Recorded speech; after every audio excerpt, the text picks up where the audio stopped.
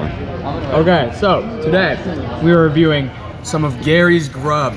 We got chicken and rice and corn and carrots. We got a nice chicken patty. I put some honey mustard on it. There's some barbecue on the bottom, but you can't really see it. And some pudding with Oreos in it. I know, yum.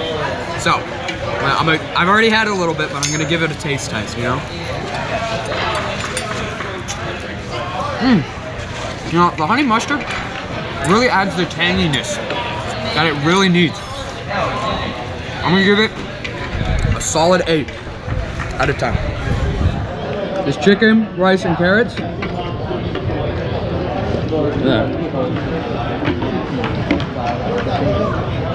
Alright.